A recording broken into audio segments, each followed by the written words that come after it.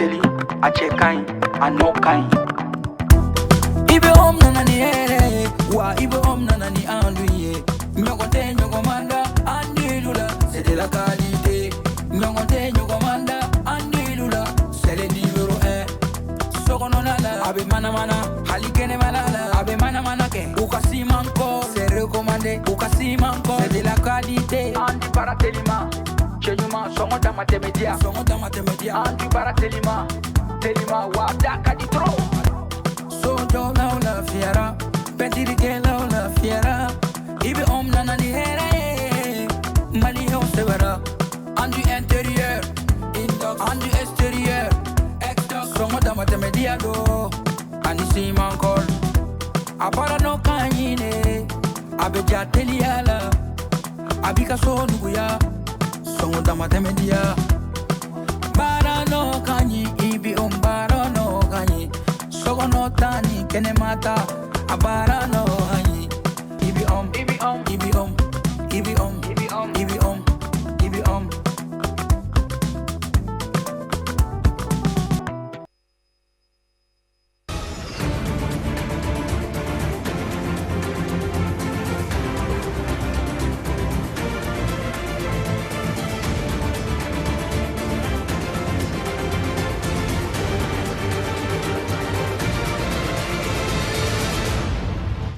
Quelques jours après l'incendie du marché d'Ossolo Traoré à Bamako, les commerçants sinistrés tentent de faire face aux lourdes conséquences du drame. Entre précarité, inquiétude et appel à l'État, nous en saurons plus dans quelques instants.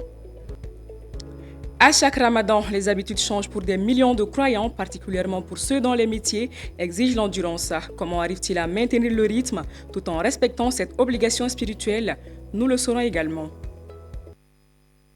Lundi 23 février 2026, un plaisir de vous retrouver. Quelques jours après le sinistre, les traces de l'incendie restent encore visibles au marché d'Ossolo Traoré. État calciné, marchandises réduites en cendres, pertes financières considérables. Sur place, nous avons rencontré quelques victimes pour constater l'ampleur du dégât et parler de leurs attentes.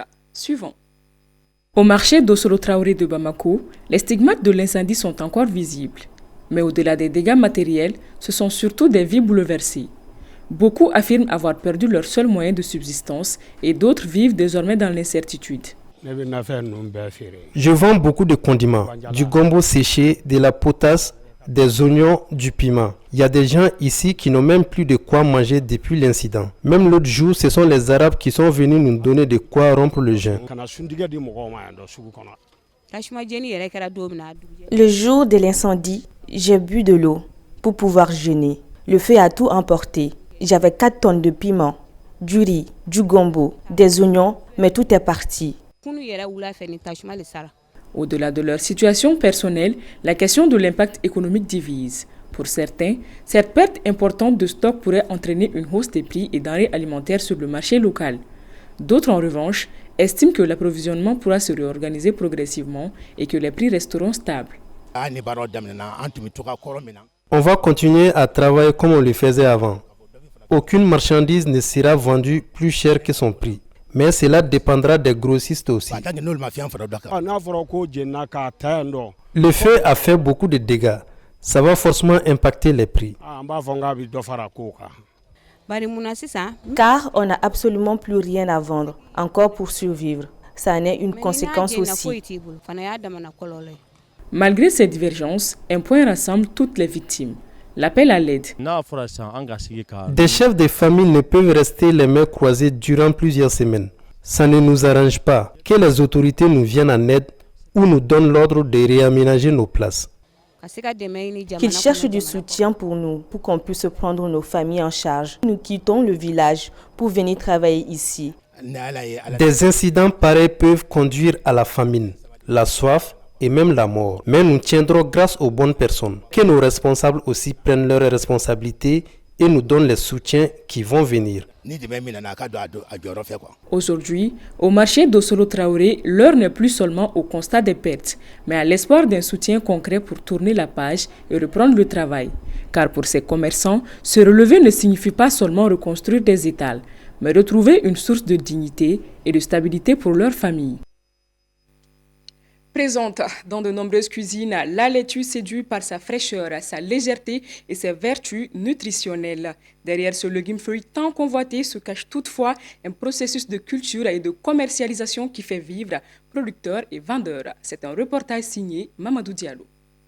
Servi sous différentes formes en entrée, en encas ou pour faciliter la digestion après un repas copieux, la laitue est un légume bien présent dans nos assiettes. Mais avant d'arriver sous nos fourchettes, tout un processus de culture est mis en place. En période de fraîcheur, les laitues marchent bien, contrairement aux saisons sèches, où la culture des laitues est encore plus rude. Nous les cultivons dans les pépinières pendant 1 mois et la récolte se fait à 2 mois. Nous cultivons 2 variétés de laitue. L'une est en rayure et nous l'appelons ATT. Et c'est ce qui marche vraiment.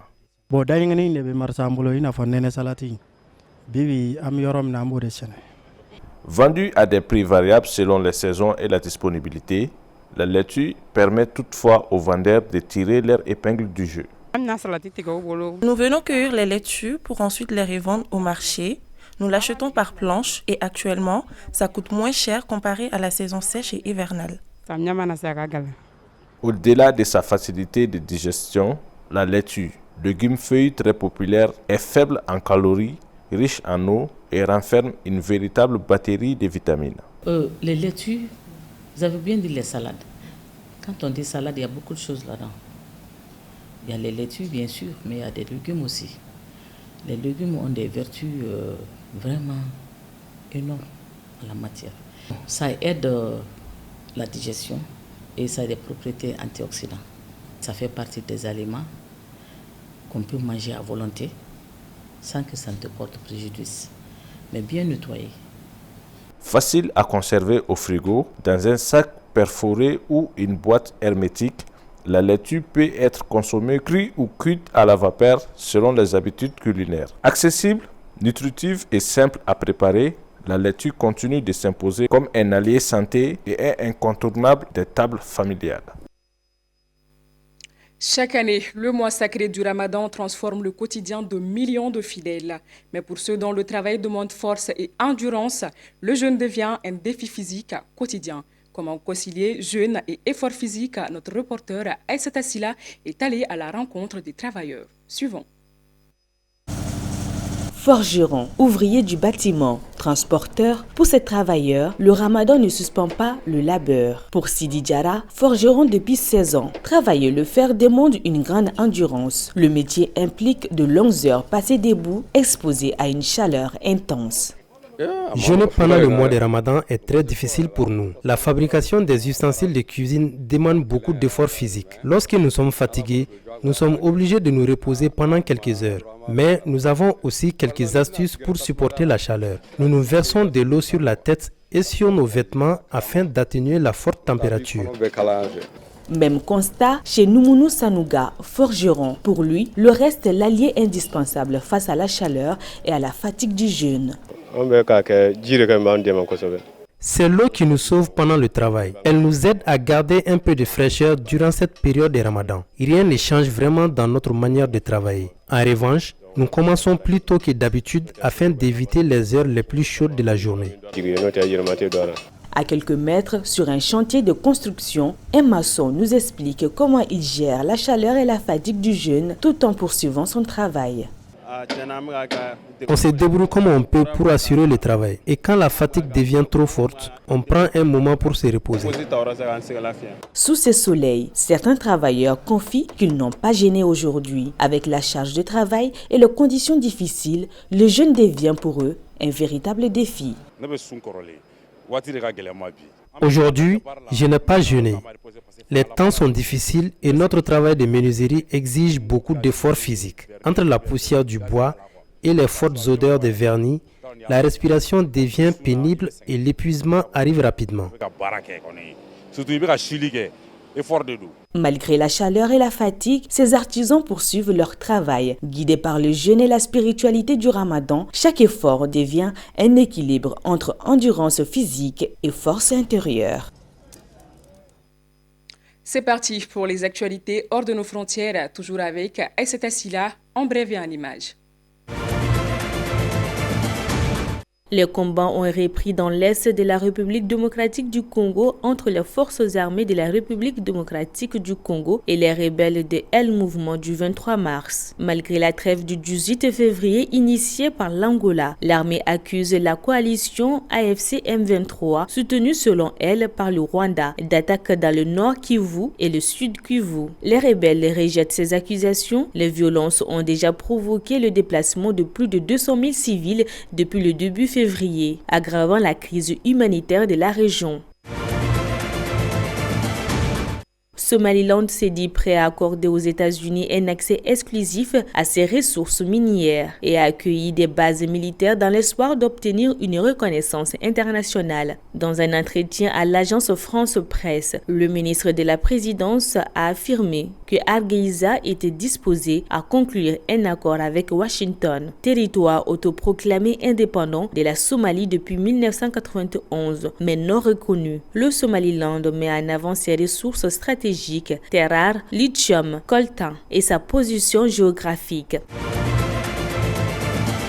Au Mexique, la mort de Nemesio Oseguera, alias El Mancho, a déclenché de violentes présailles dans plusieurs régions du pays. Jalisco Nueva Génération a été tué dimanche lors d'une opération de l'armée menée en coordination avec les États-Unis. Âgé de 59 ans, il était considéré comme l'un des derniers grands parrains du narcotrafic mexicain. Après l'arrestation des fondateurs du cartel de Sinaloa, en réaction, des groupes armés ont érigé les barrages routiers et incendié des véhicules dans l'état de Jalisco où les narcotrafiquants auraient succombé à ces blessures.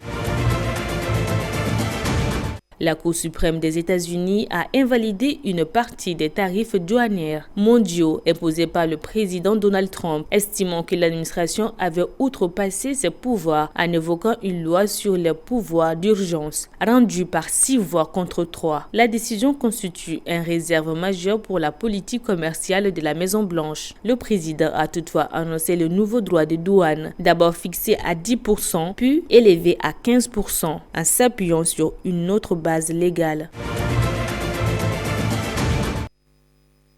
Voilà ce que la rédaction de Advance TV a pu récolter pour vous aujourd'hui. Merci de nous avoir écoutés et à la prochaine. D'ici là, portez-vous bien. Bonsoir.